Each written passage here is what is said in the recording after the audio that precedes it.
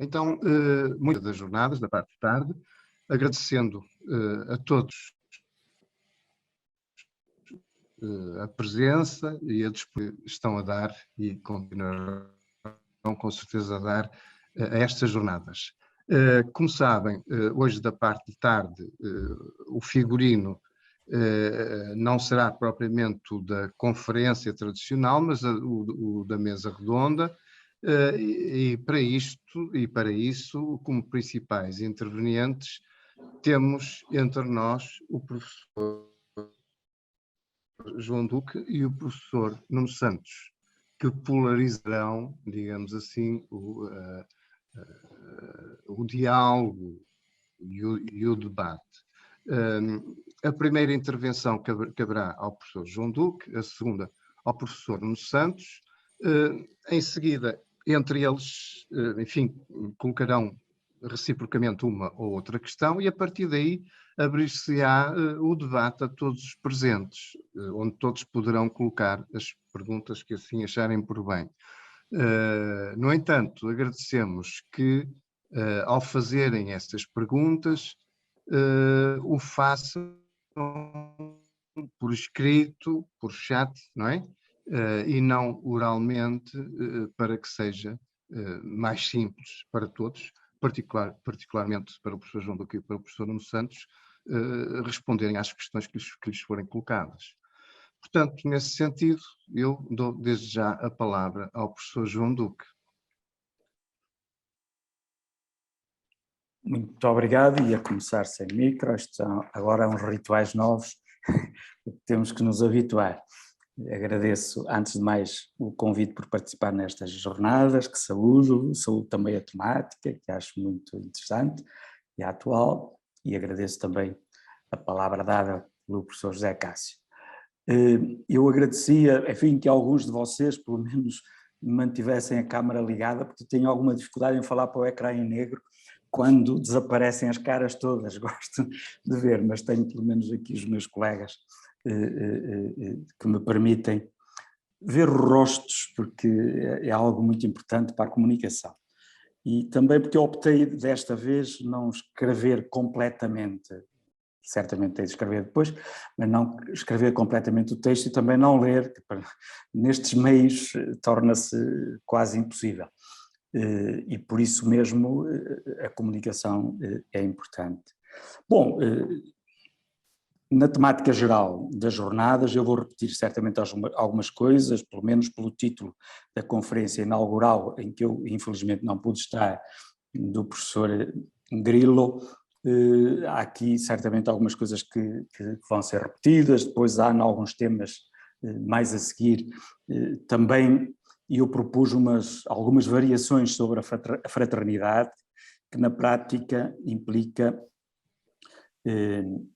retomar alguns problemas relacionados com o tópico da fraternidade, o conceito de fraternidade também, e apresentar uma espécie de tese, se quisermos, precisamente a partir da Fratelli Tutti, numa interpretação estrita da fraternidade, que depois apresentarei na parte final. Portanto, as variações em si nada terão de novo, a interpretação em rigor também não, mas pode ter a conjugação de uma coisa com a outra.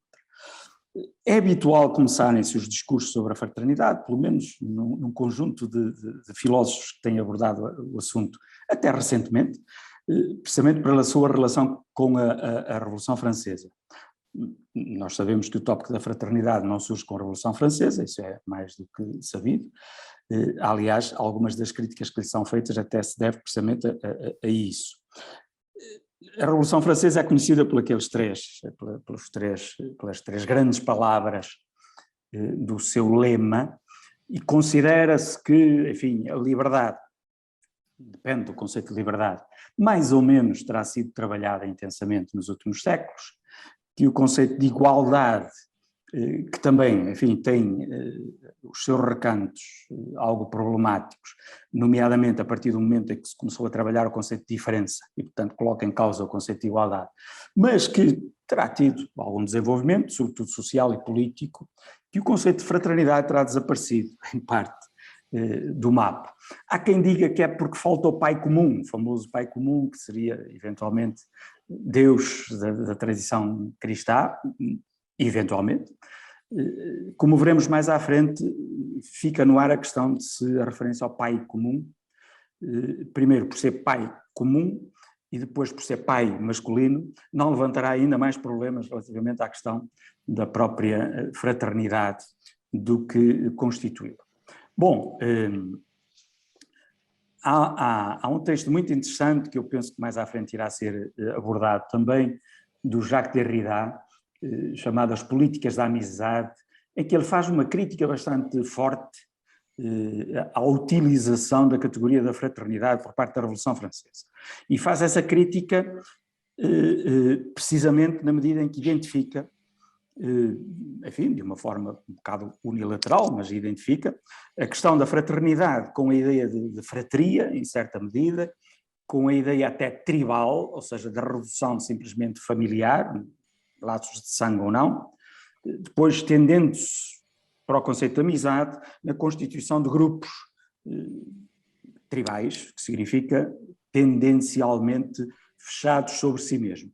E precisamente em nome disso, para além de, em nome da questão do facto de a fraternidade esquecer a sororidade, como agora se tem discutido a partir precisamente da encíclica, ou seja, ser um nome exageradamente masculino, ele considera muito infeliz a Revolução Francesa ter recorrido ao termo fraternidade. Para além do facto, já agora, de considera ele ser uma categoria de memória cristã e, portanto, em princípio ineficaz depois em contexto republicano.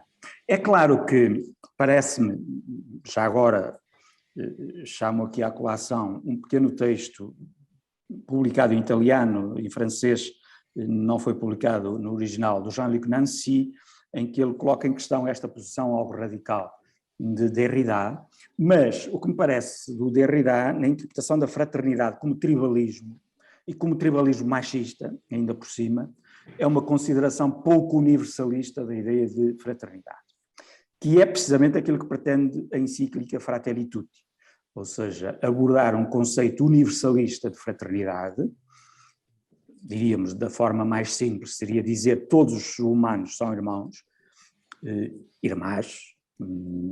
A encíclica em si não anula o facto de se poder abordar na perspectiva feminina, embora isso pudesse ter outras repercussões. Eu diria que na tradição franciscana, que aliás aparece na encíclica frequentemente, até se estenderia isto à irmã natureza, enfim, à irmã água, ao irmão lobo, etc., ou seja, aos animais também. Isso seria, enfim, um outro tópico, mas o horizonte é sempre o horizonte da universalidade. É a partir deste horizonte da universalidade que eu começo, por assim dizer, a minha crítica. Crítica, enfim, passo a expressão, a minha análise crítica, da qual espero tirar alguma coisa. Porque, de facto, uma ideia universalista de fraternidade pode pecar logo à partida por demasiada abstração. Há primeiro uma ideia, aliás, penso que o professor Grilo terá abordado isso na primeira conferência, uma ideia muito idealista, passo, enfim, a repetição, de fraternidade, idealística ou romântica, por um lado, mas idealista no sentido também de abstração e da ausência de conteúdo, diríamos assim, para a própria categoria de fraternidade. Eu até me atrevia aqui a estabelecer um pequeno paralelo com os imperativos categóricos de Kant, a ética de Kant sempre muito acusada de ser formalista, embora até me pareça que em algumas formulações do imperativo categórico a coisa tenha mais conteúdo, porque o não fazer de nenhum humano um meio, mas torná-lo um fim em si mesmo, já tem conteúdo que chega. O tratar cada humano como irmão é relativamente vazio de conteúdo, porque não chegamos ainda a dizer o que é que significa isso de tratar cada humano como irmão. Irmão em que sentido? Irmão em que sentido? E aqui fica um certo vazio da ideia universal de fraternidade, que depois, enfim, pode ter todas as aplicações do ideal romântico de todos sermos irmãos, mas não sabermos bem o que é que significa, afinal de contas, a relação entre os irmãos para depois aplicarmos à tal fraternidade. O que é que identifica uma relação de irmãos que a distingue de uma relação de não-irmãos, eventualmente? Uma relação até entre humanos que pudesse ser não fraterna, não de irmãos. Claro que depois nos idealismos românticos que a relação entre irmãos é uma relação sempre muito positiva, muito amorosa, quando, enfim, não sei se temos recursos reais para defender isso. E uma relação não fraterna seria o contrário disso. Não sei em que medida podemos tirar essas ilações. É precisamente com isto que eu vou jogar. Claro que há uma primeira tentativa de dar um conteúdo, e este seria o segundo passo, de dar um conteúdo à relação fraterna. Essa tentativa situa a relação fraterna num tipo de relação interhumana em que a dimensão, diríamos, ética da relação interhumana atinge o nível da gratuidade. Ou seja, as obrigações, entre aspas, as obrigações da relação entre irmãos, em rigor, não são obrigatórias. Ou seja, não são necessárias por natureza, nem impostas por nenhuma lei, mas são absolutamente gratuitas, têm-se, em princípio, questões afetivas, mas, sobretudo, ama-se o irmão porque sim, ou seja, por razão nenhuma, nem razão lucrativa, nem razão legal, porque não há lei que imponha a relação de fraternidade entre irmãos, nem há um benefício de ninguém que se possa ver aí, como numa relação comercial, como numa parceria, etc. É o horizonte, diríamos, da gratuidade das relações, que legitimamente é transferível para a relação entre qualquer ser humano, seja em que estatuto for, e nesse sentido é legítimo aplicar a nomenclatura de relação fraterna a todo tipo de relação entre os seres humanos que se baseia na gratuidade. Nós diríamos genericamente a relação de amor, mais do que a relação de justiça, mais ou diferente da relação de justiça, etc. A isto, enfim, denominam alguns autores que tratam a questão da fraternidade, nomeadamente Christophe Theobald, por exemplo, e alguns dos autores que participaram de um congresso internacional sobre a fraternidade, realizado em França, organizado pela Associação Europeia de Teologia Católica, e de que resultou um grosso volume bastante exaustivo sobre as questões da fraternidade, em contexto político, filosófico e, sobretudo, teológico. Diríamos que atingimos uma dimensão mística e propriamente, passo a expressão ou não, sentimental, porque é uma das críticas que a Derrida também faz ao conceito de fraternidade, sentimental da noção de fraternidade. O que significa que a relação de fraternidade, sendo da ordem do gratuito, da ordem do místico, da ordem do excesso, da ordem do sentimento, da ordem do afeto, em si não é institucionalizável e, portanto, cai fora da ordem da justiça e da ordem do direito. Levanta-se precisamente a questão que quer Derrida, quer Nancy levantam: será a fraternidade um direito, como é o da liberdade e como é o da igualdade? Ou será a fraternidade um dever? Mas é um dever no sentido kantiano, mas se é um dever, voltamos a uma certa necessidade, se bem que o dever de Kant está fora da necessidade, é do reino da liberdade. Mas se vamos para o âmbito da gratuidade, em rigor a fraternidade nem é um direito, nem é um dever. A fraternidade é algo que se tem porque sim, diríamos, num certo sentido, quase quando apetece. Quando apetece. Aí está mais dependente do sentimento. E aqui começam precisamente as discussões, se é da ordem do amor onde fica a justiça. O problema da justiça, a fraternidade supera a justiça, mas se supera a justiça e não pode ser prescrita, passo a expressão, pela lei e pelo direito, fica ao sabor de quê? Torna-se simplesmente, relacionando com a questão da idealização e da romanticidade, torna-se simplesmente uma utopia. Não é, de facto, esse o modo como nós, em grande parte, reagimos quando ouvimos falar na fraternidade de todos os humanos. Oh, sim, senhor, mas é uma utopia. Alguns terão algum comportamento fraternal, talvez, porque têm inclinações para isso, mas não é algo que possamos esperar sequer dos humanos como tal, a não ser utopicamente. Bom,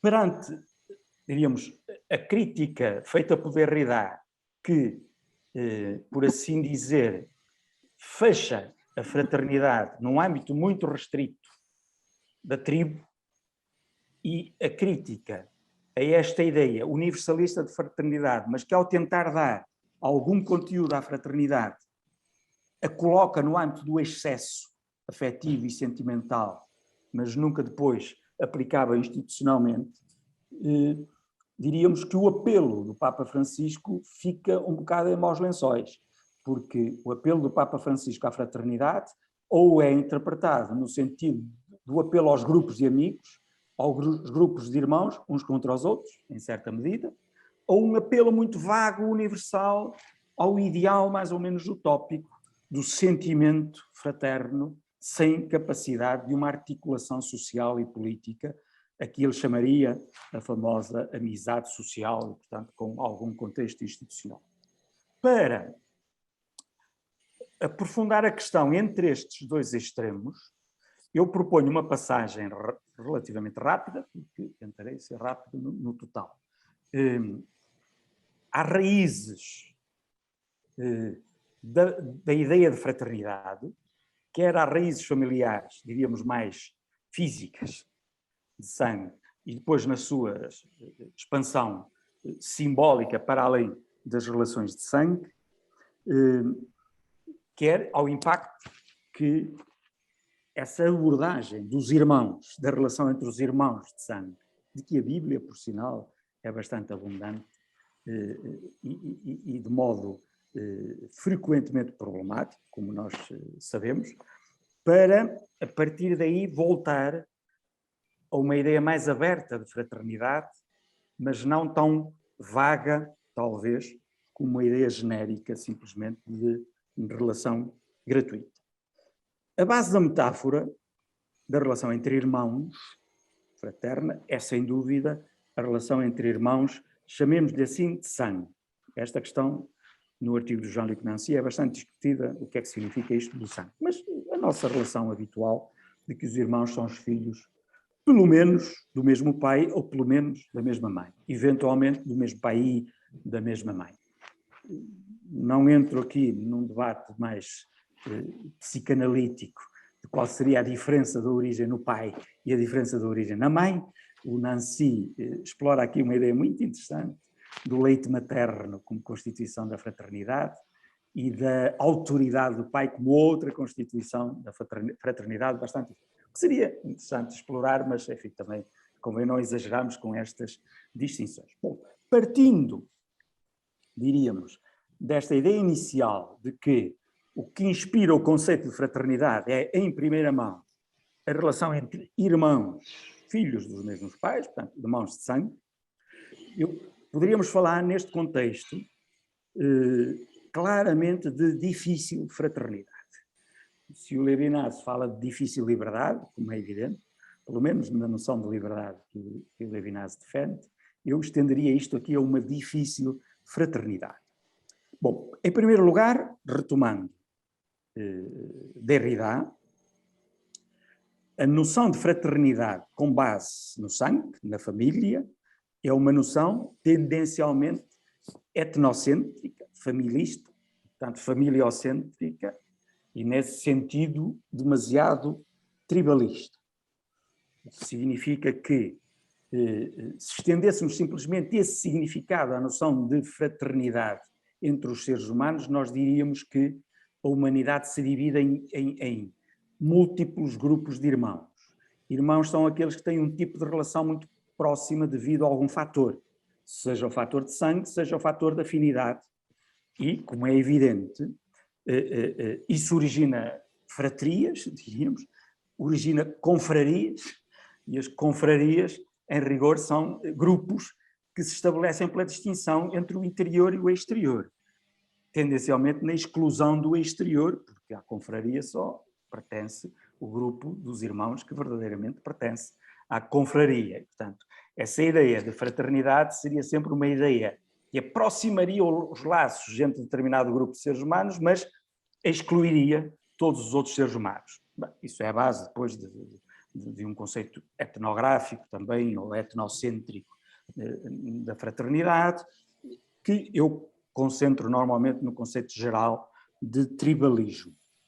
Também é no seio dessa concepção algo problemática da fraternidade, até da família também. O Evangelho é relativamente crítico em relação à família neste sentido. A família mafiosa, por exemplo, pode originar precisamente uma relação muito específica de defesa e de amor entre um determinado grupo, precisamente à custa do estabelecimento de uma alternativa entre o grupo dos amigos e o grupo dos inimigos. E, aliás, não é por acaso que o Derrida, nesse escrito, precisamente trabalha a noção de amizade e inimizade a partir precisamente desta noção de fraternidade. E então a fraternidade contribuiria para dividir a humanidade em grupos de amigos que inevitavelmente têm os outros grupos como inimigos. O exterior ao grupo, ou o exterior à nação, ou o exterior à cidade, ou o exterior, ou seja o que for, até ao continente, o exterior à cultura, não é? O exterior à cultura europeia é automaticamente inimigo e é sempre depois visto como tal. Há um autor latino-americano, Henrique Dussel, que tem uns trabalhos muito interessantes a propósito deste tema, precisamente a propósito da superação da alternativa amigo-inimigo, precisamente em ligação com a questão da fraternidade, o que leva a concluir que é mais eficaz para a leitura universal da relação humana do ponto de vista dos direitos humanos incondicionais, a noção de solidariedade do que a noção de fraternidade. Que a noção de fraternidade acabaria por dividir sempre a humanidade em grupos ou em tribos contra as outras. Este é um aspecto, diríamos, sociopolítico que habita inevitavelmente o problema da fraternidade. A ideia de uma fraternidade universal, como propõe o Papa Francisco, é precisamente o contrário disto. Mesmo uma teologia do povo, como a defende o Papa Francisco, nunca é uma teologia da tribo, mesmo que certos populismos tenham tendência para interpretar a noção de povo sempre como noção de tribo, o que coloca os povos uns contra os outros, como amigos e inimigos, ou pelo menos uns indiferentes aos outros. A proposta universalista do Papa Francisco não vai nesse sentido, evidentemente, mas ao falar de fraternidade tem que ter a noção de que vai ter que se enfrentar com este problema, diríamos, tribalista da noção de fraternidade.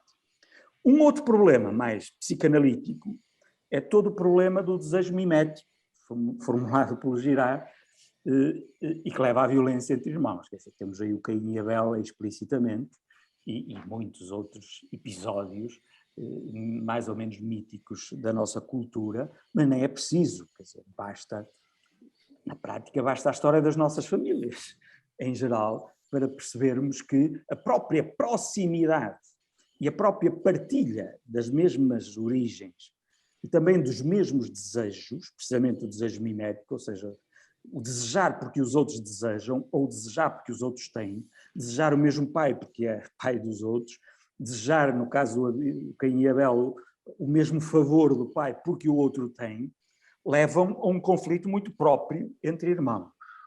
O que significaria que a partilha do pai ou a partilha da mãe e o estatuto do irmão é o estatuto que mais proximamente pode levar, precisamente, à violência entre irmãos. Os desconhecidos dificilmente se odeiam.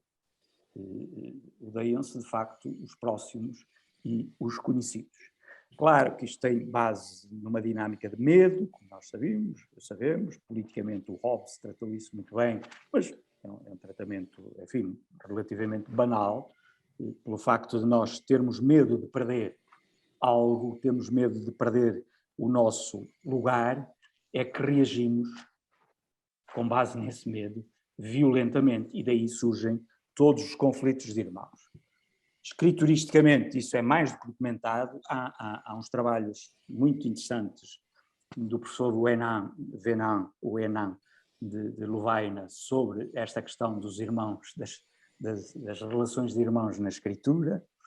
Há um trabalho muito interessante de um teólogo italiano, Giovanni Cesare Pagazzi, sobre a relação fraterna, precisamente com base no medo ou a superação desse medo, e depois há trabalhos de uma Isabella Guanzini, a partir de Lacan, no âmbito mais da teologia e psicanálise, sobre estes aspectos do desejo e aquilo a que o desejo pode levar.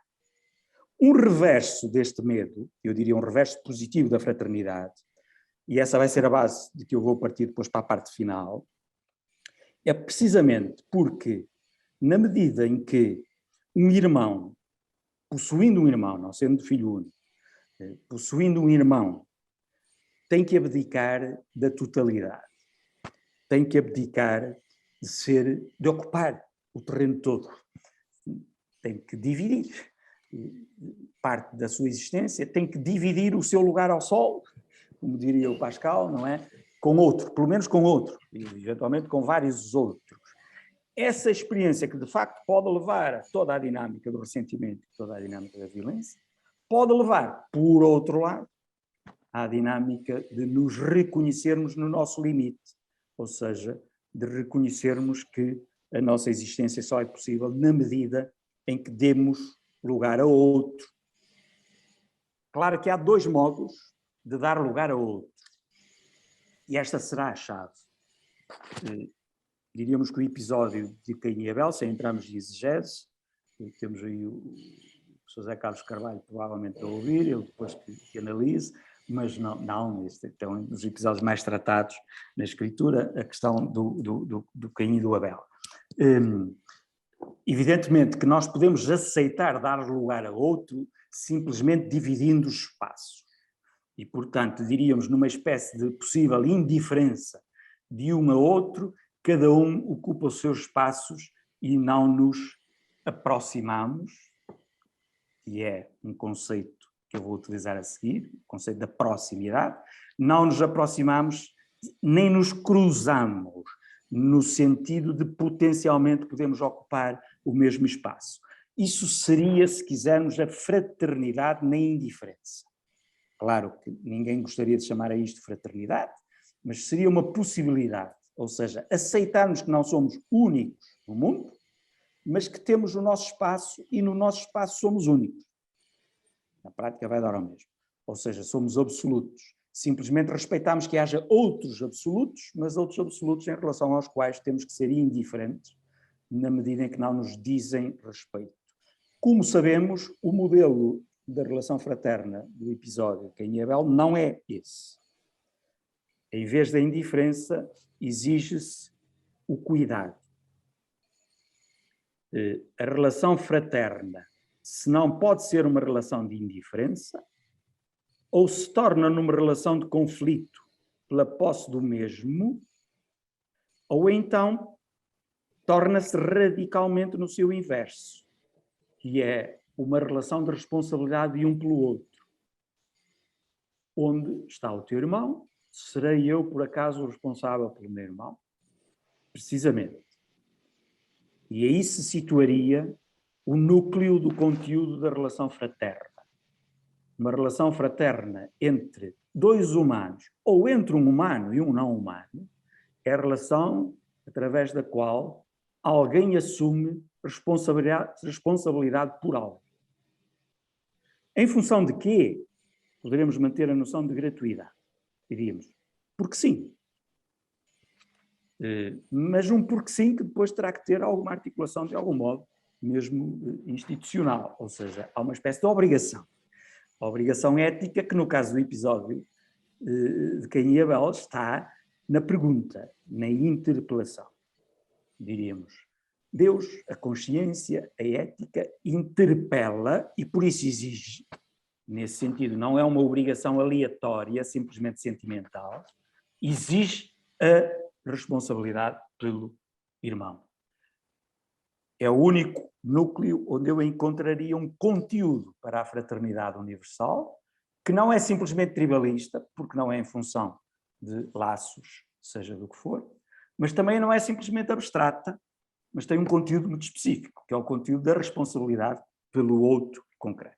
E então eu passaria para a última parte, que é, a partir precisamente da parábola, melhor, a partir da encíclica e dentro da encíclica da famosa parábola do samaritano, sem estar a explorá-la, muito menos exegeticamente, mas interpretando muito, muito com base no pequeno texto do Paul Ricoeur, citado pelo Papa Francisco, o próximo e o sócio, identificando aqui aquilo que o Ricoeur chama o evento da proximidade. O evento da proximidade não é necessariamente uma proximidade simplesmente física, está bem? Mas também não pode descurar por completo a proximidade física. O evento da proximidade é, antes de tudo, uma proximidade que supera a indiferença. Nós não somos simplesmente mundos paralelos uns aos outros, nós estamos em proximidade uns com os outros. Mas o evento da proximidade inclui uma interpelação, que é uma interpelação universal, ou seja, talvez o conceito melhor seja uma interpelação incondicional. As condições de tribo, de pertença, samaritano, judeu, levita, etc., as condições de pertença são aqui superadas. O estar na estrada, fora de qualquer pertença, o estar ainda na margem da estrada, fora de qualquer pertença, exclui a pertença a determinado grupo, a tribo, como condição da fraternidade, ou seja, como condição do evento de proximidade. Diríamos, o evento de proximidade dá-se sempre que um humano, incondicionalmente, para além de qualquer pertença, consegue superar em relação a outro humano a dinâmica da violência, a dinâmica das identificações e simplesmente assume a responsabilidade por outro, porque sim, independentemente de qualquer condição. Diríamos, cegamente num certo sentido. Eu colocaria aqui, evidentemente, a metáfora do rosto nu do Levinas, como é evidente. Ou seja, o rosto nu precisamente por isso. Não são as identificações que as vestes nos dão que criam a condição da interpelação que o rosto dirige. É o rosto simplesmente pelo facto de ser um rosto humano.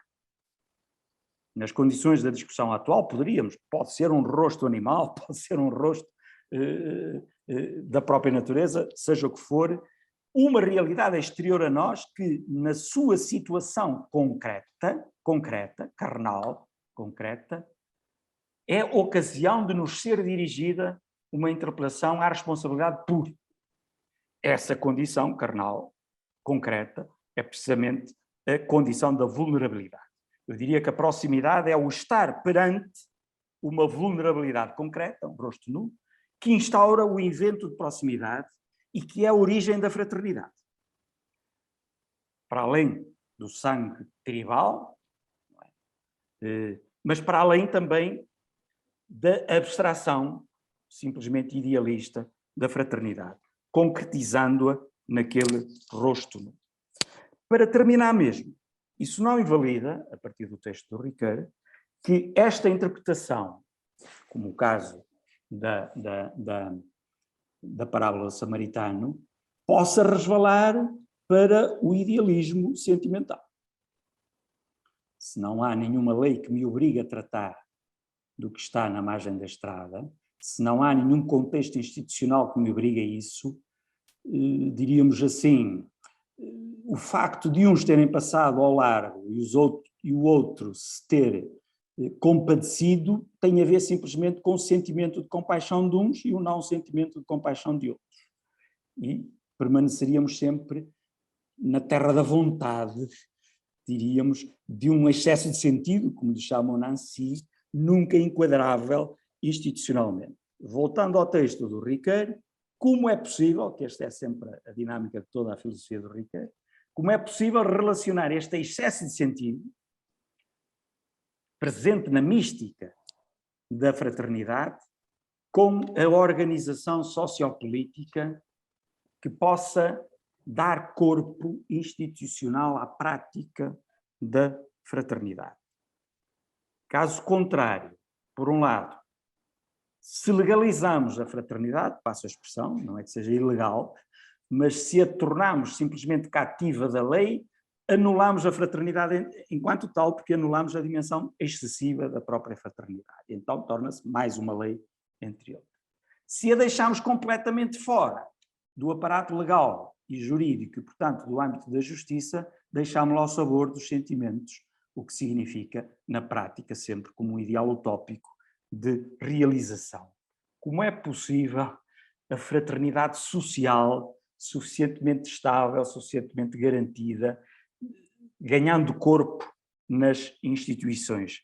Eu penso que esse é o grande desafio e que é talvez o grande desafio que o Papa Francisco coloca quando lança a ideia da amizade social, ou seja, como é que nós conseguimos estruturas políticas, mesmo a nível do planeta, não só a nível de cada nação, que salvaguardem uma atitude fraterna no sentido da responsabilidade pelo irmão que está perante nós enquanto sujeito vulnerável. Fiquem abertos, porque penso que não é assim imediato e fácil conseguir imaginar eventualmente essas estruturas. Mas penso que já me alonguei mais do que suficiente. Portanto, devolvo a palavra ao professor Zé Cássio e agradeço a todos a atenção. Muito obrigado, professor João Duque, por tão iluminada e esclarecedora intervenção. Então, na sequência, eu passaria a palavra ao professor Nuno Santos e no fim da sua intervenção, então, iniciaremos primeiro um diálogo entre os dois, que depois será alargado a todos. Portanto, professor Nuno Santos, a palavra é sua.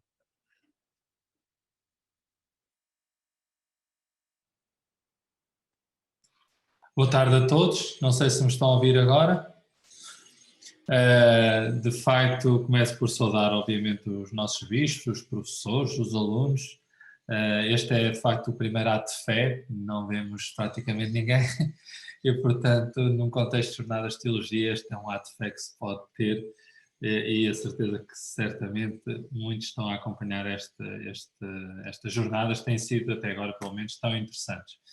De facto, tivemos o privilégio de ouvir o professor André Grilo esta manhã, mesmo naqueles contextos de algum barulho, com o contexto em que ele se encontrava, mas com uma profundidade muito interessante e obviamente também o Dr. João Duque pela conferência que fez, o enquadrar aqui um conjunto de perspectivas que são sempre, ajudam profundamente a olhar para esta Fratelli Tutti. E, de facto, para mim também é um gosto partilhar esta mesa redonda digital com alguém com tanta sabedoria, que eu me habituei sempre a ver com essa consideração como professor, com a responsabilidade também que tem e a missão que tem na Universidade Católica, sobretudo no Polo de Braga, mas não só. Agradeço, obviamente, o convite da Universidade e a moderação do professor José Carlos. A minha primeira nota é uma declaração de interesse, é que eu tenho 2 irmãos e uma irmã, isso vale o que vale, mas para um contexto de fraternidade ajuda, porventura, a reenquadrar aquilo que me vai ser pedido agora para falar.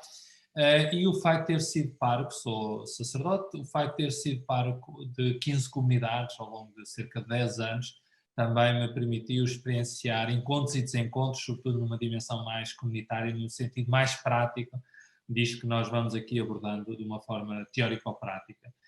E, portanto, essa experiência também me ajudou, inclusive a tomar decisões que hoje me acompanham na missão que tenho, que é como reitor do seminário, onde essa questão comunitária e fraterna também é considerada.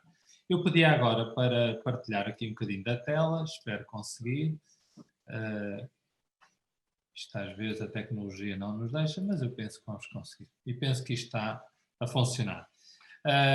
Então, nós temos aqui um cenário quase de rede, de pensar que hoje vivemos num mundo também com muitas relações virtuais. E o que é que isso significa? Ou pelo menos com muitas interações, permitam-me esta correção, com muitas interações virtuais. E o que é que isso desafia também este tema? Inclusive estas jornadas estão a ser feitas exatamente dessa forma. Se há uns 5 ou 6 anos nos dissessem que as jornadas de teologia da faculdade iriam ser neste modelo, provavelmente não iríamos acreditar, pelo menos assim, tão claramente. O que me foi pedido foi para falar da cultura do encontro, a partir de uma ideia de encontros performativos. O que é que isso significa, como é que nós podemos olhar para esses encontros performativos, um bocadinho com o fundamento da fraternidade. Aqui fundamento terá que ser bem enquadrado. Pronto. E eu iria começar por uma frase que para mim é bastante importante, que é uma frase que nos aparece, começo por dizer a frase: a sociedade cada vez mais globalizada torna-nos vizinhos, mas não nos faz irmãos. Ela aparece, obviamente, citada na Fratelli Tutti, no número 12, portanto, que saiu, como sabemos, a 3 de outubro de 2020, mas ela foi escrita 11 anos antes, pelo Papa Bento XVI, na Caritas in Veritate, concretamente em 2009.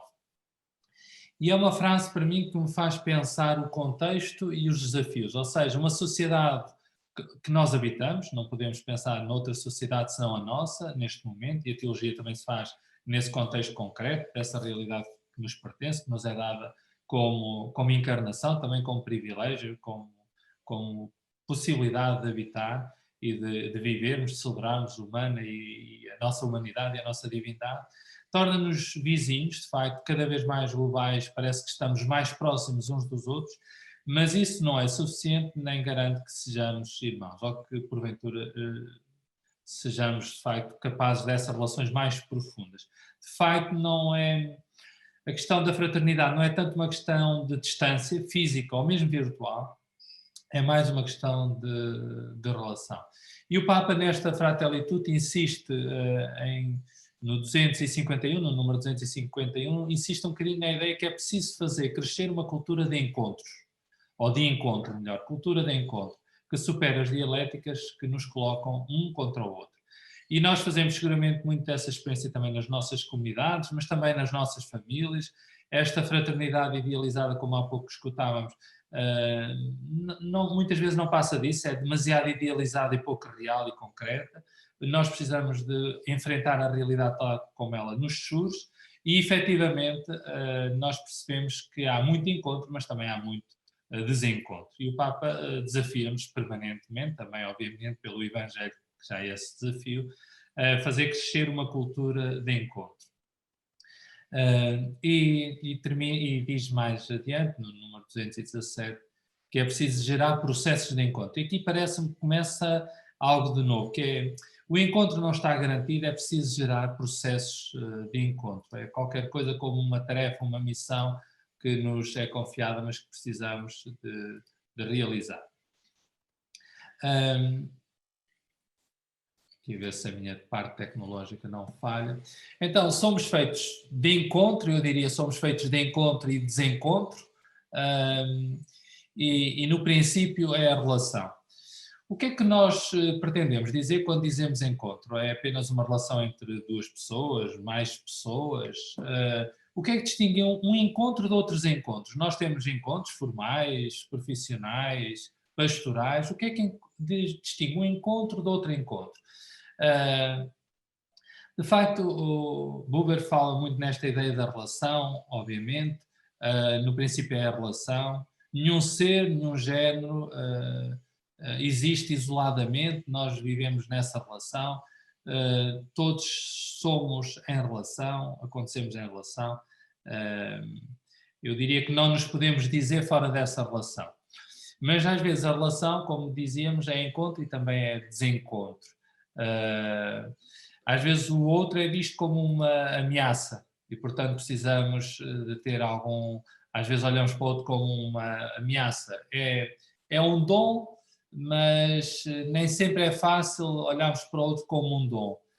Muitos casais, quem tem que acompanhar casais e quem tem que acompanhar, sobretudo, casais em separação, também é uma das minhas missões decorrente do Secretariado da Família, às vezes percebemos o que é a tensão, a dificuldade concreta na vida familiar. As pessoas gostam uma da outra, mas a tensão concreta às vezes faz-nos levantar a questão do outro como um dom ou como uma ameaça quase. Cada pessoa é um ser em relação, obviamente, devemos muito a isso da relação, há uma certa reciprocidade da relação, mas a fraternidade, como já vimos, inclusive esta manhã, não se baseia, nem se exclui, nem se esgota nessa reciprocidade. Se nós pensássemos, talvez às vezes isso nos ajude, se nós pensássemos, e Granados, um autor que fazia-nos, introduzir um bocadinho essa reflexão, que é, quando uma pessoa é privada de relações, e quando o nosso existir deixa de contar com relações, dizia Granados que somos um mero fantasma de nós mesmos.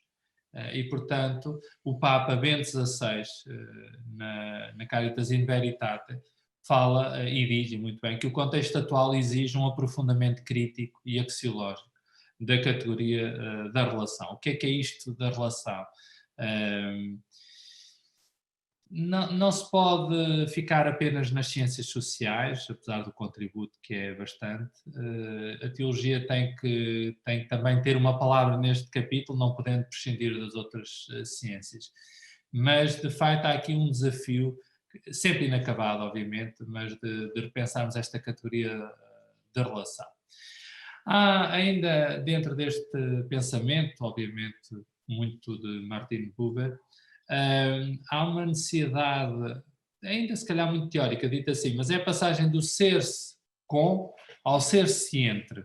Pode parecer uma coisa muito, muito banal ou até muito simples, mas nós existimos mais neste entre do que no com.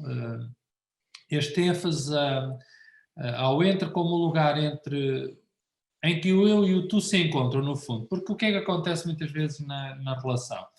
O eu, no fundo, confronta-se com um tu e acaba por tomar partido e de confronto. E este meio, este entre, convoca-nos para alguma, se calhar, negociação, para uma partilha, para o ceder, para o escutar. Este espírito sinodal também tem esta dimensão da escuta, de se escutar até ao fim, não de nos escutarmos só a nós, mas escutar o outro, perceber que o outro há de ter um ponto de vista, mesmo que não seja o meu, há de ter um ponto de vista, e portanto é aqui uma superação destes territórios do eu, não ficar no território do eu, não ficar no território do tu, e tentar aqui um entre que possa ser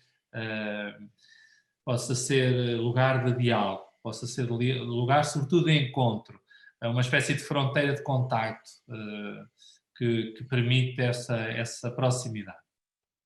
Claro que cada relação, e aqui Baltazar pode nos ajudar, cada pessoa, se quisermos, e cada relação é sempre um mistério. E, portanto, há pessoas que se encaixam perfeitamente nessa relação com uma certa profundidade e há comunidades, há pessoas, há circunstâncias em que não há essa capacidade de encaixe. Não é que as pessoas sejam más ou boas, há aqui fatores para além do ser bom ou ser má pessoa. E às vezes os pormenores, na fraternidade, eu acho, e na comunhão, depois já falámos também muito de manhã dessa relação das palavras fraternidade e comunhão, há aqui uma relação muito grande, mas também há aqui uma dimensão de mistério. Quando nós olhamos para o outro sem mistério, ou quando olhamos para a relação sem mistério, tudo fica muito à superfície. E por isso também há uma capacidade, diria, de respeito pelo outro, de dimensão mais profunda. O cristianismo, se quisermos, e voltamos ainda em Bento XVI, à sua primeira encíclica, em 2005, Deus Caritas Est, em que ele diz logo no número 1 que no início do ser cristão não há uma decisão ética ou uma grande ideia, mas o encontro com um acontecimento, com uma pessoa.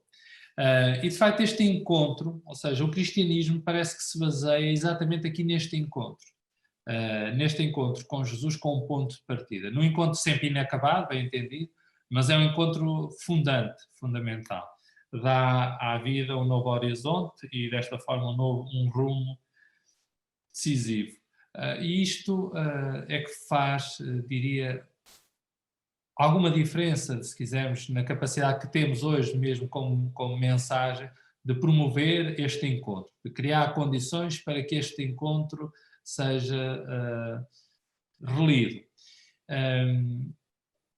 E ainda em Bento XVI, agora já na Spes Salvi, 2007, há uma dimensão que pode introduzir um elemento a estes encontros, que é a mensagem cristã não era só informativa, mas performativa. Significa isto que o Evangelho não é apenas uma comunicação de realidades que se podem saber, mas uma comunicação que gera factos e muda a vida.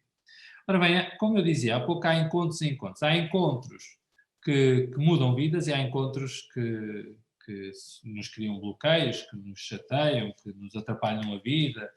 Então, há encontros que têm uma dimensão performativa, há encontros que mudam de facto a vida, que geram momentos novos, que trazem ambiente novo. E o Evangelho procura deixar algumas indicações, obviamente, a partir de Jesus, e não só, mas algumas indicações, alguns cenários em que o encontro foi gerador de vida. Já vimos hoje que Caim e Abel é exatamente um encontro que não gera vida, pelo menos de uma certa medida, e portanto não basta os laços de sangue. Se quisermos, nós podemos ver algumas dificuldades nesta fraternidade, é que, permitam-me agora esta divagação, quase nota de rodapé, famílias hoje cada vez com filhos, com menos filhos. A experiência da fraternidade em casa não existe mesmo até como confronto, ou seja, como confronto e como superação do confronto, ou seja, estamos habituados a pensar de uma maneira e temos gente a aplaudir. A questão de não estarmos preparados para o encontro, para o confronto, para as ideias diferentes, para perdermos no diálogo, para termos que negociar, e essa falta de confronto tem consequências. Se pensarmos então em famílias com menos filhos, com muitos com apenas um filho, se pensarmos, pois isto na relação poder, fraternidade, igreja, os seminaristas e os futuros padres, ou bastantes padres, que não tiveram irmãos ou não tiveram irmãs na sua experiência de casa, daquela experiência banal de casa, do cotidiano. É mais uma marca também, até para o papel da mulher, não estou a dizer que é exclusivamente, não é isso que vai determinar, antes pelo contrário, mas é mais uma marca que acontece. O facto de se viver numa geração ou num contexto também muito virtual, em que eu posso selecionar os meus amigos e anular todos os que me fazem oposição. Então, tudo o que é oposição não entra no capítulo da fraternidade. Ora, a fraternidade há de incluir também confronto, oposição, diferença, pensamento de dizer que não, esse confronto é uma experiência também que não exclui a fraternidade, talvez até possa torná-la mais autêntica, que é, diante do confronto somos irmãos, mesmo no confronto continuamos a ter uma experiência de fraterno. Então, este é, eu diria, um dos obstáculos, como digo, não basta ser irmão de sangue, obviamente, mas também importa essa experiência. Não basta termos irmãos, também não basta sermos da mesma comunidade cristã, não é por aí que nem o facto de sermos batizados só por si, não basta rezarmos o Pai Nosso. Eu tive desculpem também esta nota da rodapé, estive numa paróquia em que a certa altura surgiram 2 coros, então quando cantava um coro não cantavam as outras pessoas todas, portanto a paróquia a Assembleia dividia-se quase a meio, os da direita cantavam quando cantava o coro da direita, quando cantavam os da esquerda. Então, a certa altura, a pergunta é que sentido faz rezarmos o Pai Nosso? Se calhar mais valia rezar um Pai Meu qualquer, e depois, então, a partir daqui, fazer uma releitura também de limite e de pecado. Porque, de facto, também os nossos limites, muitos encontros não são performativos. E muitas comunidades não trazem experiências de encontro, trazem experiências só de anulação do outro, de inveja, de confronto, e às vezes convocam-nos, inclusive a quem tem a missão depois de parco, às vezes é convocado para essa confusão. Ou seja, as pessoas querem que o padre tome partido em relação àquela pessoa, aquele grupo, para defender outros. E a construção da comunidade tem que atender também à possibilidade de que o confronto não seja divisado, que não seja a anulação da fraternidade. Já os Chilivex falavam muito desta dimensão performativa, da essência da Igreja, né, como um discurso performativo e não apenas descritivo, Esta palavra perform, do inglês, tem muito a ver com realizar, levar a cabo, executar, representar, cumprir. Tem a ver com desempenho, não é? Então, hoje usamos muito estas ideias de performance, ou então esta ideia de tornar ali uma presença real, fazer algo, mesmo no contexto das artes, uma expressão concreta.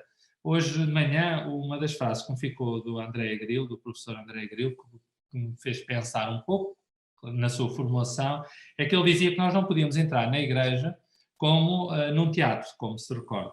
E eu diria, de facto, essa faz toda a diferença. Entrar numa igreja como se fosse num teatro, num cinema, ou mesmo num concerto, e fazer essa experiência como quem assiste ou como quem tem um lugar reservado, como nos acontece em algumas comunidades. Eu penso que hoje quase não, mas em muitas comunidades havia lugares reservados, as pessoas sentavam-se naquele lugar, ninguém se podia sentar nesse lugar. Portanto, a experiência da comunhão também embate com esses elementos concretos. Nós podemos agora, numa parte mais final, e penso que isso já introduz o dia de amanhã, que é construir a fraternidade ao estilo de Jesus. O que é que significa esta construção da fraternidade ao estilo de Jesus? Nós poderíamos fazer muitas referências, não vou fazer. Eu ficaria no Evangelho de São João, no capítulo 13, que todos nós sabemos que é o contexto da última ceia.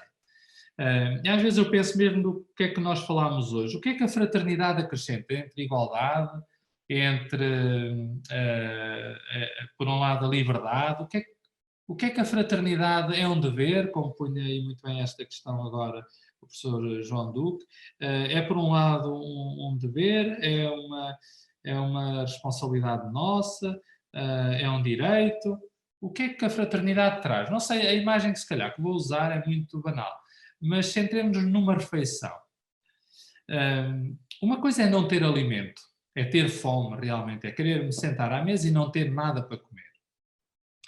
Então eu poderia reclamar um conjunto de direitos, a sociedade, eu deveria ter direito a um prato de sopa, toda a gente no mundo deveria ter direito a uma refeição. Mas por outro lado, eu é que vou escolher essa refeição, eu decido o que é que vou comer, então já é outro tipo de patamar, ou então eu responsabilizo-me por levar essa refeição a outros também como obrigação. Então, não ter alimento ou ter um alimento e relacionar-me com ele. E eu acho que a fraternidade acrescenta a tudo isto o sabor, ou seja, a fraternidade, talvez isto seja banal o que eu esteja a dizer, mas faz a diferença no pormenor, ou seja, dá sabor àquela refeição. Não basta ter a refeição, é preciso que aquela refeição tenha um sabor. Nas bodas de Caná, que aquele vinho seja um vinho bom, não apenas um vinho banal. Não seja apenas uma comunidade que se reúne com um conjunto de pessoas à volta de uma Eucaristia, por exemplo, mas que depois não cria relações profundas. Há aqui qualquer coisa de arder o coração, do caminho de Imaús também. Há qualquer coisa de não nos arder o coração. Então a fraternidade ao estilo de Jesus, eu acho que nos introduz nesse específico, nessa diferença, se quisermos. Obviamente que nós não podemos encontrar outro senão na última ceia o lava-pés, o que isso significa de acolhimento, o que significa de um Deus a lavar os pés à humanidade, o que significa de uma humanidade que se deixa lavar também nos seus pés, como aquele que é acolhido. E a frase que acompanha este gesto, que marca, pelo menos para mim, esta passagem, é que vos ameis uns aos outros, assim como eu vos amei. Que vos ameis uns aos outros como eu vos amei. Este como tem muita referência. Não é cada um de nós, mas é o amor de Deus por nós, concretizado, não o amor teórico, abstrato, uma coisa longe, não, uma coisa muito concreta, lavar os pés aos irmãos. O Papa, pelo menos a mim, desafia muitas vezes a encontros concretos. Há uns anos, eu estava a pensar um bocadinho da questão da pastoral juvenil e li uma entrevista do Papa Francisco, que dizia o seguinte: em vez de falarem dos jovens, falem com eles. E eu, que já estava ali a organizar um conjunto de pensamentos, estruturar um conjunto de ideias, pensei, calma, deixa-me ir falar com alguns miúdos, com alguns jovens e adolescentes, para perceber o que é que eles pensam sobre estas matérias. E confesso-vos que fui surpreendido. Muito daquilo que eu depois escrevi, ou do que tive que falar, foi profundamente alterado por este momento de escuta. Por isso esta dimensão sinodal de escuta, de ponto de partida, como uma escuta humilde, uma escuta que desconstrói preconceitos, ela também é importante nesta dimensão de fraternidade, porque a fraternidade não é só entre iguais. É como é que as crianças, por exemplo, numa comunidade se sentem elementos dessa comunidade acolhidos como irmãos. Crianças, pequeninos, como é que numa comunidade se consegue fazer, como numa família, como é que eles se sentem membros ativos dessa comunidade? E nós temos procurado depois concretizar isso, agora não vou entrar nesses pormenores, depois nas perguntas que quisermos podemos falar de coisas mais concretas, mas parte daqui, como Jesus fez, como Jesus amou, nós podemos encontrar essa dimensão do como, que vos ameis uns aos outros como eu vos amei. O modo de Jesus é um critério, é uma referência. É a referência do amor, do modo como nos podemos amar uns aos outros. E depois ele conclui mais à frente que é por isso que todos conhecerão que sois os meus discípulos, se vos amares uns aos outros. Há aqui uma dimensão de contacto, também que falámos de Jesus neste lava-pés, há aqui uma dimensão de proximidade, de contacto, objetivamente de presença, ou seja, Jesus contacta com as pessoas. Não é possível falar de fraternidade sem contacto, só distância. Mesmo os meios virtuais, eles podem ser, apesar de tudo, oportunidades, mas não se pode, as relações não podem ser exclusivamente mediadas pelo virtual. Elas precisam do real, do concreto, ainda que muito virtual também traga de real. Mas Jesus não é insensível, não é intocável. O Evangelho está cheio de toque, de presença, de proximidade, de sentar à mesa, de presença própria e próxima. Ora bem, como o tempo está a escassear, vamos avançar mais um bocadinho e agora sim vamos entrar em coisas que amanhã vão ser desenvolvidas. A cultura do encontro, esta cultura performativa do encontro, do entre, há de criar comunidades Filadélfias. Isto é uma expressão que conhecemos as cidades, Filadélfia, quer na Grécia, quer depois, agora atualmente nos Estados Unidos, mas esta cidade é apenas uma invocação, uma convocatória para a minha última palavra. Nós podemos olhar para as comunidades uma certa utopia ou pela uma dimensão utópica. O que é que isso significa? A utopia é um não lugar, ou seja, falar da fraternidade como um ideal que no fundo não é realizável, que nós temos dentro de nós como aqueles ideais que ficam sempre bem em qualquer texto, mas que nenhum de nós acredita que seja possível concretizar. E o cristianismo e as comunidades cristãs não devem ser utópicas. Elas devem ser, e esta expressão desde logo foi usada por uma pessoa que eu tenho muito apreço, que já morreu, o Dom Tonino Bella, era um bispo com uma história muito bonita na Itália, e ele falava com jovens e foi uma das primeiras pessoas a quem eu ouvi essa expressão, utópico. A comunidade cristã há de ser um lugar utópico, um lugar bom, sabemos, tem esse sentido. Um lugar bom, um lugar real, mas um lugar bom. Não, a comunidade cristã não pode ser um lugar mau, um lugar idealizado que depois não tem nada a ver com a vida das pessoas, tem que ser um lugar onde as pessoas façam experiências boas, positivas.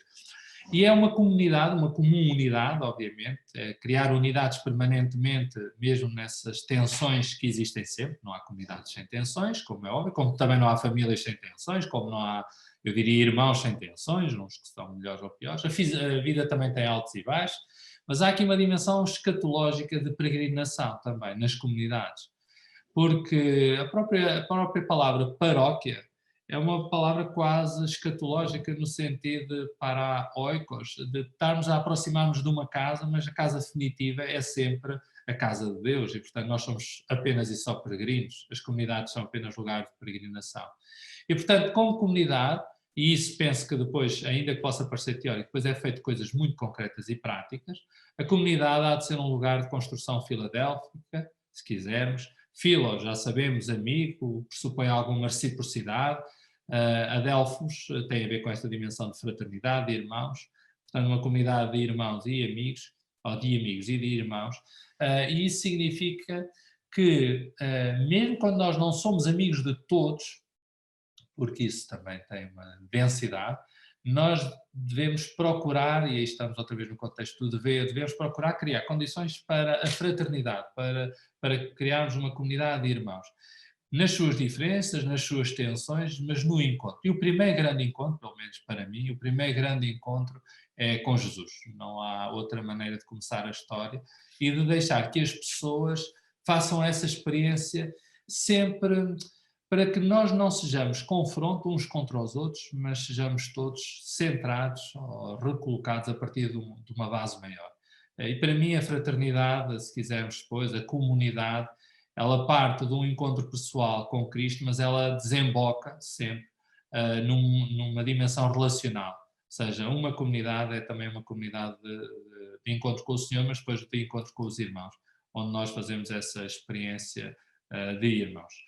E eu terminaria por aqui, simplesmente a dizer que, de facto, a experiência do encontro não é teórica, ela parte, se quiséssemos agora ser mais abstratos ainda, um bocadinho, não é abstratos, mas ela parte desde logo na nossa fé do encontro trinitário, ou seja, temos um Deus comunhão, é verdade, mas é da experiência concreta da relação que nós podemos também saborear esta grandeza de sermos cristãos. De facto, a cultura do encontro é transversal, atenção, não acontece só nas comunidades cristãs, ela é um desafio para qualquer cristão e para qualquer ser humano, em cada lugar, no trabalho, na família, em todas as relações. Eu acho é que o desafio enorme é que os encontros tenham peso, tenham densidade, tenham tempo, não é precisar do tempo todo, mas tenham tempo. E termino com uma experiência, eu tive uma experiência em Roma com o Papa, que me surpreendeu e o qual eu próprio não lidei bem com ela, porque ele convocou, e com isso termino, ele convocou os estudantes de Roma, é habitual, acho eu, todos os anos eu costumo fazer esse encontro. Então juntaram-se lá para aí uns 5, 6 mil estudantes, essencialmente padres, fomos para aí 2 horas antes, aquele percurso que já sabemos, o Papa entra, estamos aquele tempo todo, o Papa entra, fala 5 minutos, acho que nem fala tanto, e depois diz qualquer coisa como: gostava de cumprimentar todos os presentes. E eu pensei, vim eu tão cedo, com tanto trabalho que eu tenho, vim eu tão cedo para aqui para ouvir o Papa a dizer umas coisas que fossem desafiadoras, importantes para nós, estudantes, e o que ele quer é cumprimentar cada um de nós. E confesso que não tive paciência para ficar à espera que ele cumprimentasse as 5 mil pessoas. Mas isto é uma atitude concreta de quem prescinde de um discurso para fazer um encontro. E eu acho que na igreja nós queixamos muito às vezes de não ser possível esse encontro, há muito trabalho, mesmo nas comunidades, com professores, mas às vezes há gestos que fazem a diferença. E eu ainda não estou à altura, diria, de compreender esse gesto naquela hora do Papa e às vezes concretizar gestos como esses. Obrigado.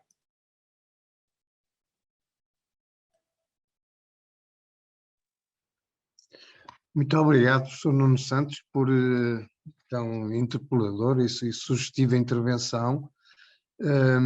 E então, agora, abria-se o encontro entre todos, encontro dialogante, e começaríamos então pelos dois, exatamente, o que é que cada um tem a interpelar o outro, se é que tem, imagino que sim, para depois abrirmos a toda a Assembleia. Quem quer começar? Estamos em ambiente de fraternidade, portanto, será... Eu posso começar precisamente por esse tópico, não vou aplicar performativamente aqui, que às vezes o ambiente de fraternidade é um ambiente difícil de cortar à faca, neste sentido. Não teremos nós às vezes precisamente uma ideia idealizada de fraternidade demasiado positiva. E dócil, não é? Exato, dócil, sobretudo dócil, eu diria aí, porque positivo também o resto é, ou seja, aliás, está aqui uma questão que lhe estão a colocar assim no bate-papo e que é uma questão pertinente, porque a aprendizagem, que pode ser em família, pode ser noutros contextos, evidentemente, a aprendizagem da relação fraterna não é simplesmente a aprendizagem, diríamos que agradável da convivência entre irmãos, ver como eles se amam, etc., aquela mística, mas precisamente, e talvez até mais frequentemente, a aprendizagem do conflito, a aprendizagem da capacidade de superar o conflito, que certamente irá ter outros momentos, e, portanto, a permanente capacidade de lidar com o não sermos sozinhos, que implica sempre perda, implica morte sempre para alguém. E a falta dessa experiência, que diríamos que em rigor é negativa, mas que pode ser positiva na aprendizagem, é um elemento importante da fraternidade e do encontro. Não será que às vezes, mesmo no nosso discurso pastoral, gostamos mais da dimensão dócil de todos estes conceitos, sem enfrentarmos o benefício também do conflito, mesmo nas paróquias, etc. E às vezes até somos, quer dizer, eu também me incluo, somos duros demais, diríamos até com os paroquianos, com outros, por existirem esses confrontos. Os confrontos fazem parte de um processo que é preciso saber lidar com eles e com isso não criar, enfim, conflitos insuperáveis, que esse é que é o problema. Eu penso que a ideia, eu reforço esse sentido, eu penso que a ideia demasiado idealizada, pode ser então essa palavra, da fraternidade, do ser irmão, e sobretudo, às vezes até do próprio discurso da Igreja em geral, dos padres em particular, mas de qualquer um, do portar-se bem, de ser de acordo, dizer sempre amém a tudo, ele anula o próprio processo da construção, porque a construção, ela precisa de confronto. Como não estamos preparados para o confronto em geral, nenhum de nós gosta de ser confrontado, então a ideia de confrontado, no sentido de apertado, não é? Como num combate encostado às cordas, então a ideia é sempre fugir ao confronto, criar um grupo fraterno quase de iguais, por um lado, mas depois também isso torna quase inútil a própria construção, porque ela é repetitiva, ela é sempre feita à volta, não é envolvente, não ganha dimensão. E, portanto, eu acho que há uma perda de sentido quando nós não estamos preparados para o confronto. Há pormenores muito cómicos do cotidiano, que é alguém, por exemplo, dizer-nos a nós: mas como é que tu vais almoçar com essa pessoa? Essa pessoa diz mal de ti, como é que tu tens essa... Porquê é que vais almoçar com essa pessoa? Essa pessoa diz mal de ti. E uma das coisas, ou alguém que se chateia porque alguém disse mal de nós, eu costumo pensar assim e dizer: mas alguma vez eu teria razão de me chatear se eu nunca tivesse dito mal de ninguém.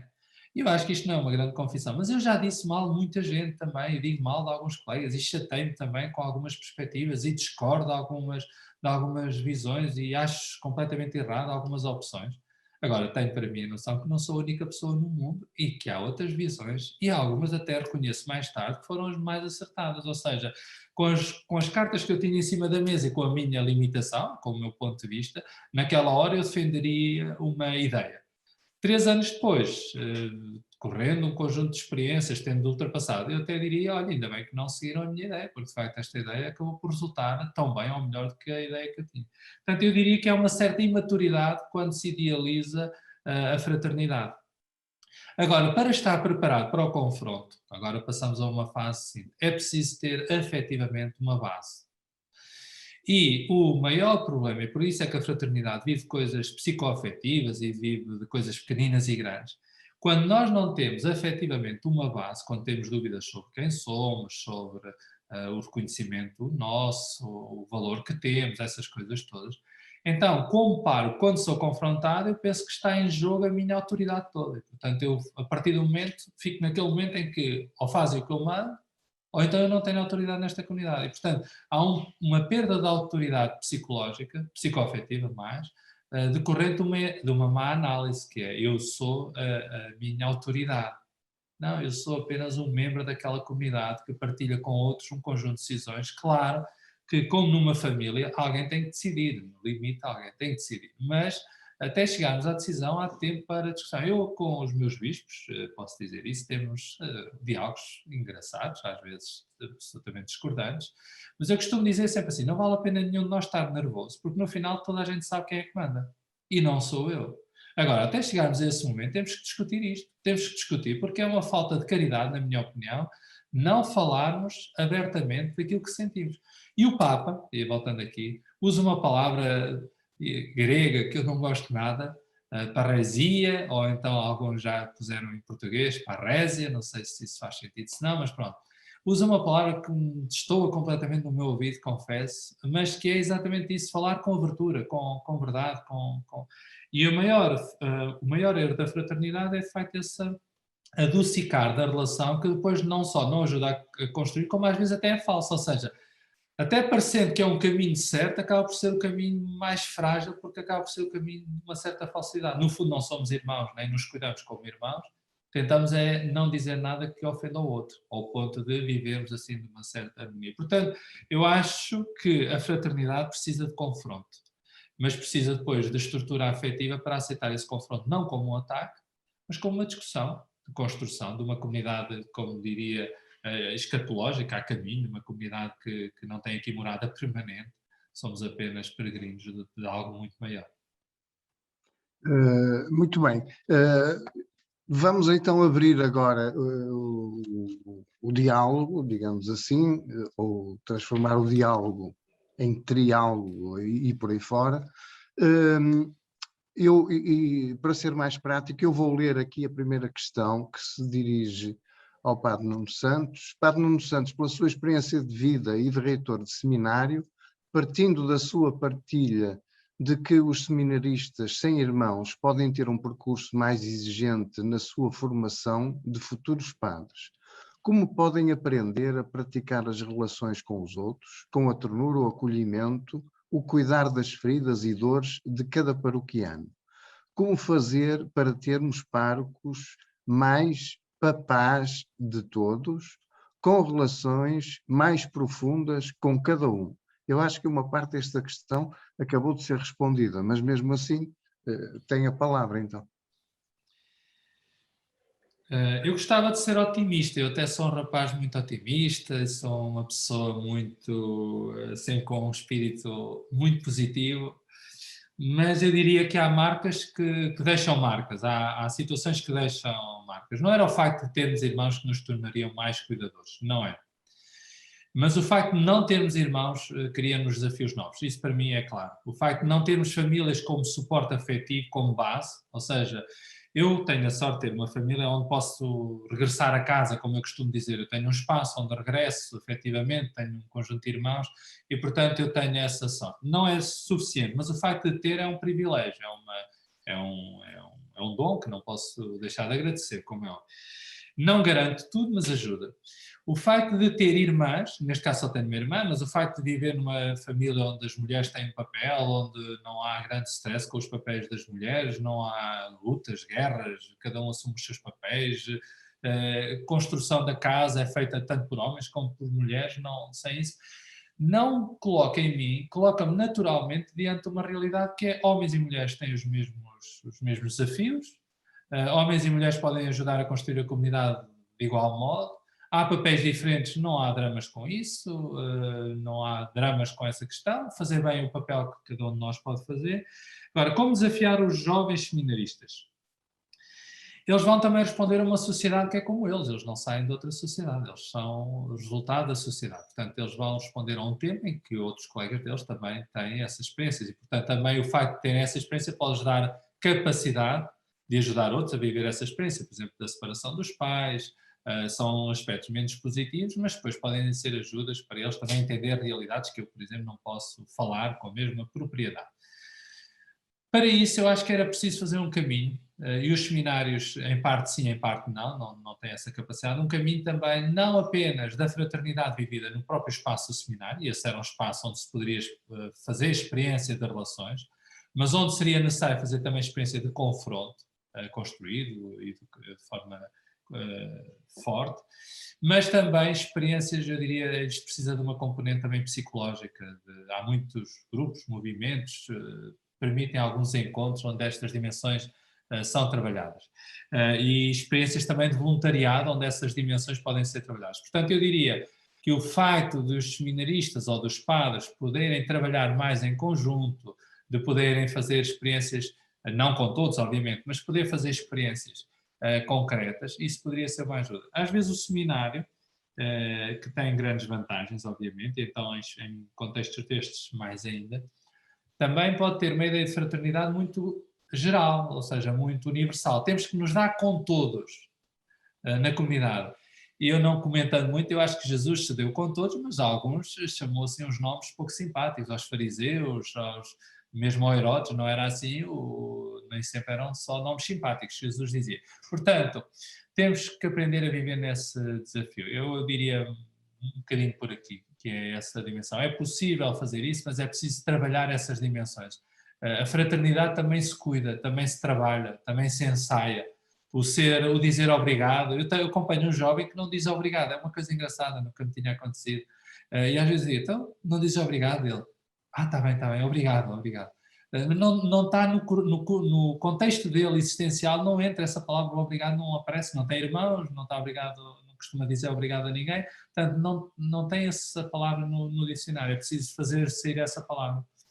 Então é preciso ensaiar essas coisas quase como uma educação, e às vezes é tarde, quando nós recebemos seminaristas ou jovens com 30, 40 e mais anos, se calhar já estamos numa fase em que estas palavras também se podem aprender. Eu acredito sempre que as pessoas, a conversão até a hora da morte, o bom ladrão, que não sei se ele teve alguma coisa de bom, se não só de esperteza, mas à última hora conseguiu ganhar o céu. Portanto, há sempre esperança, eu não diria mais. Muito bem. Outra questão que não é dirigida para nenhum em particular e que eu sugeria talvez que o professor João Duque pudesse responder.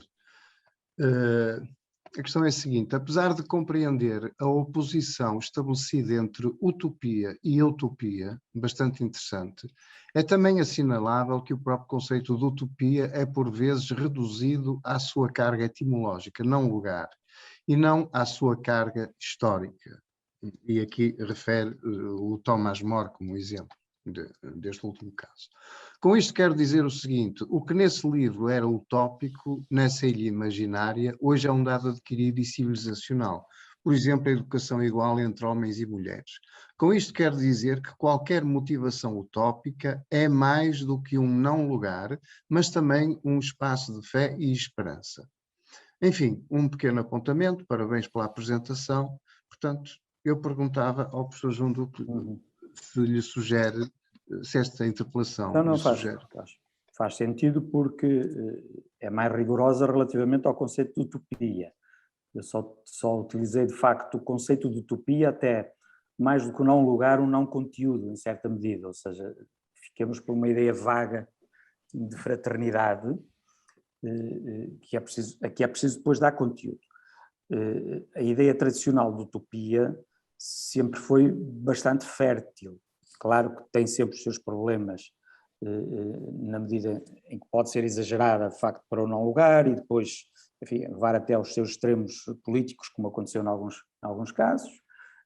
Há um textozinho pequeno, muito interessante, do Paulo Ricoeur, na relação entre ideologia e utopia, em que trabalha com muita precisão, precisamente, estas componentes todas, mas há uma componente muito importante que é o da imaginação de futuros possíveis.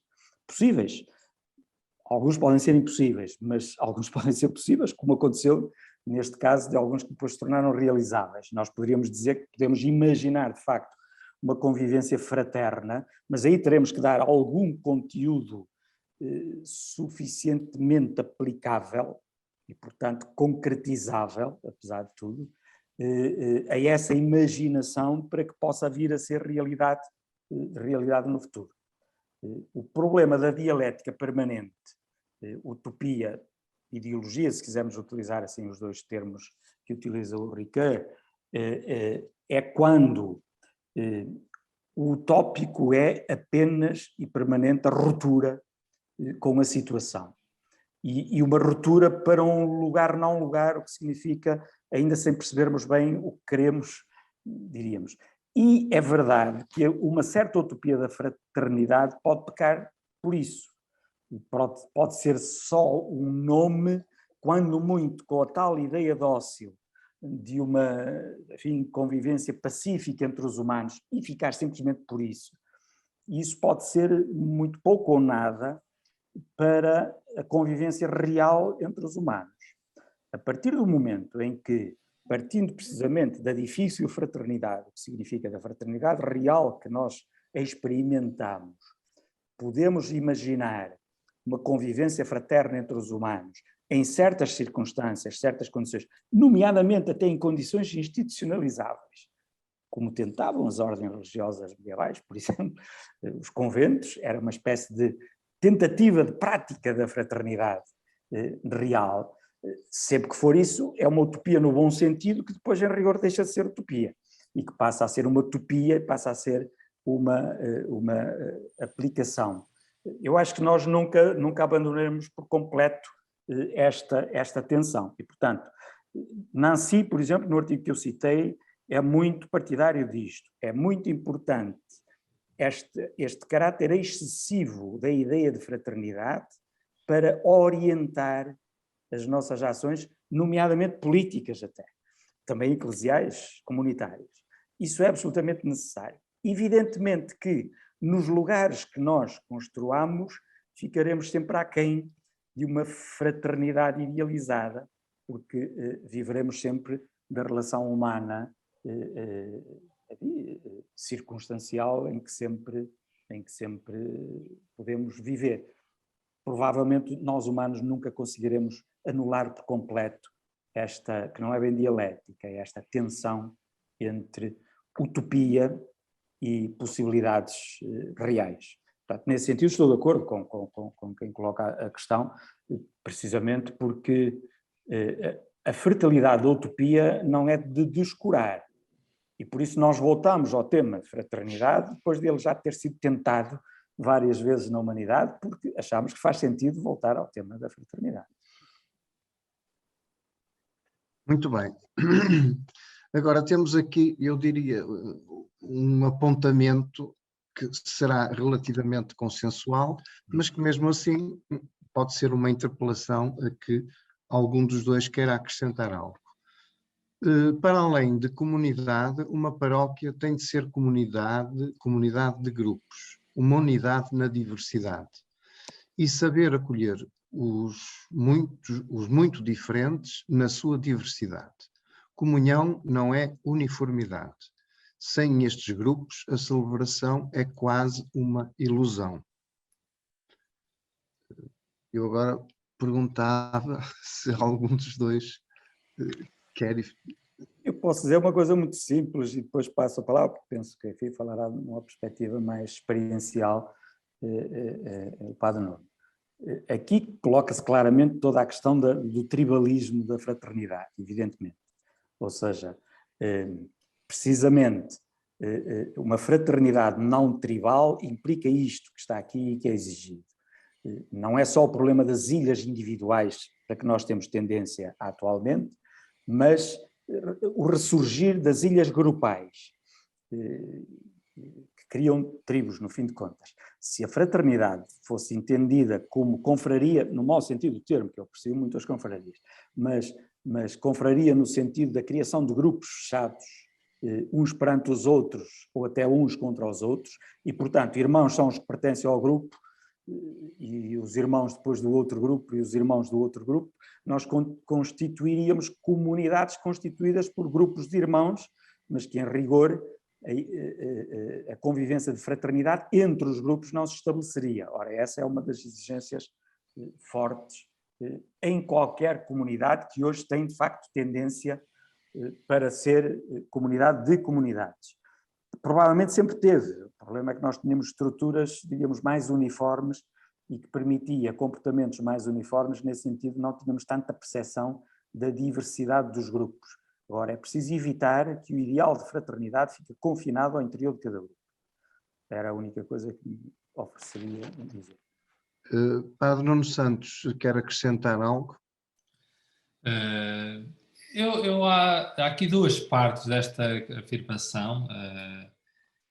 Uma da qual eu diria que concordo e a outra que não discordo, mas não me sinto ainda confortável com a expressão. A primeira que eu concordo é a questão da diversidade. A comunidade vive da diversidade, ponto final. Quer dizer, no grupo dos 12 não havia um igual e há lugar para todos. E, portanto, a comunidade é o lugar dessa diversidade e a comunhão é possível na diversidade. Talvez até essa distância da diversidade permite uma comunhão e, portanto, eu diria que quanto a isso, sim, a comunhão não é uniformidade, os grupos vivem dessa diversidade. Aonde é que eu tenho dificuldades e continuo a ter e não tenho uma resposta? Portanto, um desconforto, diria. É com a expressão comunidade de comunidades. Eu já ouvi tantas vezes essa expressão que tenho para mim que há qualquer coisa que não encaixa perfeitamente na expressão. Não sei bem o quê, mas vou introduzir aqui algumas dúvidas. Parece quase, quanto à comunidade, a comunidade que se reúne, a comunidade que celebra, não tenho dúvidas sobre essa expressão, ou seja, a comunidade que se reúne à volta da Eucaristia, a paróquia como uma comunidade mais estável, mais móvel, mais da mobilidade, no contexto da mobilidade, não tenho grandes dúvidas. Agora, a comunidade de comunidades talvez esteja a deixar de fora, talvez, os individuais, as pessoas que não têm uma relação a um grupo, uma pessoa que não seja catequista, que não faça parte dos ministros da palavra, da comunhão, que não faça parte de nenhuma estrutura social, uma pessoa, parece quase que o ideal da comunidade é só juntar as pequenas comunidades. E não sei, a mim há aqui qualquer coisa que não me conjuga, talvez outras pessoas me possam ajudar, mas eu vejo a comunidade será pop a minha visão, como o grupo, entre aspas, que se reúne à volta da Eucaristia, mas o grupo que ainda não se reúne, mas que é o lugar onde ele se espera reunir, aqueles a quem batemos à porta, aqueles a quem anunciamos o Evangelho, os pais das crianças da catequese que ainda não vão à comunidade, que se calhar nunca vão aparecer, mas a comunidade como os lugares ocupados e os lugares por ocupar, mas que têm lá lugar para eles, os marginais, aqueles que normalmente estão na margem da comunidade e que eu acho que fazem parte dessa comunidade, os não crentes, os que se dizem, os que estão mais afastados, os mais pobres, os que vivem, diria, as prostitutas do Evangelho, os zaqueus do Evangelho, todos esses fazem parte, têm um lugar na comunidade. Depois, e quanto a isso não tenho dúvidas, a comunidade de comunidades, ou seja, dos pequenos grupos, às vezes dá-me a ideia que depois vai valorizar ou vai dar espaço para que haja grupos em confronto, ou seja, que haja ali o pequeno grupo, tal cor contra o outro cor, o cor das 19 contra o cor das 11, os coteiros contra a catequese, e o padre a tentar-se assim gerir um bocado essas tensões todas. Aliás, esse penso que tem sido o maior drama, é que os párocos, em concreto, passam a ser gestores de tensões, e acho que não tivemos essa cadeira, e começa a dar jeito, que é o gestor de conflitos. Portanto, uma cadeira, fica aqui a nota para a universidade, uma cadeira que tem a ver com gestor de conflitos. E eu acho que esta expressão pode, talvez, supor ou promover essa tensão. A comunidade há de ser mais do que a junção das pequenas comunidades ou de outros pequenos grupos. Os grupos têm lugar, as pessoas individuais têm lugar, é um lugar mais aberto, diria, mas não tenho nenhuma, foi só uma nota de preocupação, diria, não tenho assim pensamento feito sobre isso. Não uso a expressão, aviso já que pessoalmente não uso a expressão comunidade de comunidades, apesar de eu ouvir muito e achar que tem algum sentido.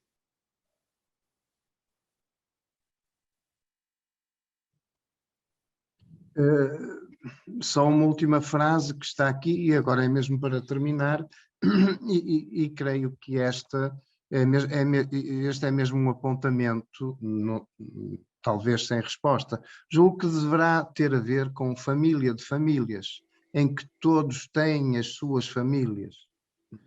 Não sei. É uma enfim, possibilidade. é uma hipótese.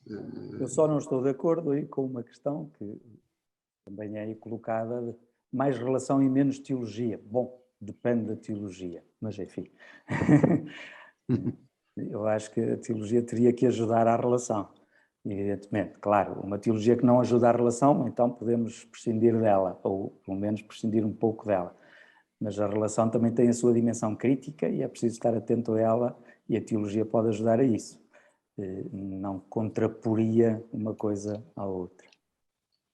Sim, e aí sublinho só que a teologia, pelo menos para mim, tem sido um ótimo lugar de fundamento da relação, ou seja, tem sido é um privilégio estudar a teologia, ou é um privilégio ter acesso à teologia e crescer com ela, para promover também e fundamentar as nossas próprias opções pastorais, de relação concreta e prática, muito encarnacional, ou seja, uma teologia da encarnação, uma teologia de mistério pascal, uma teologia é muito, não tem também nada essa ideia negativa da teologia. Agora, de facto, há derivações, se quisermos, teológicas e pseudo-teológicas, muito distantes até do Evangelho e muito distantes até do Concílio Vaticano II e de um conjunto de leituras. Sim, isso é que há que criticar, obviamente, porque se são desencarnadas, já não são evangélicas, isso já tem um contexto. Muito bem, não há mais questões e nesse sentido eu creio que nós podemos dar por encerrada esta sessão que foi tão interessante e ao mesmo tempo com a qual aprendemos, creio que todos, bastante, e nesse sentido nunca será de menos sublinhar o prestimoso contributo, quer do professor João Duque, quer do professor Nuno Santos, que muito enriqueceram esta sessão e que deram um contributo insubstituível. E pronto, eu desejo um resto de boa tarde a todos e cá nos encontraremos amanhã às 10 horas para continuar estas jornadas nesta senda de busca da fraternidade. Então, uma boa tarde para todos e muito obrigado. Muito obrigado também. Boa tarde. Obrigado a todos também. Obrigado. Obrigado. Ao professor João Duque, também Obrigado. ao professor Nuno, e a gente depois encontra-se, tá bom? Não é só a fraternidade, não é? Pensada e refletida é também feita em encontro, tá bom? Exato. Muito bem, e muito obrigado pela partilha. Ok. Boa tarde.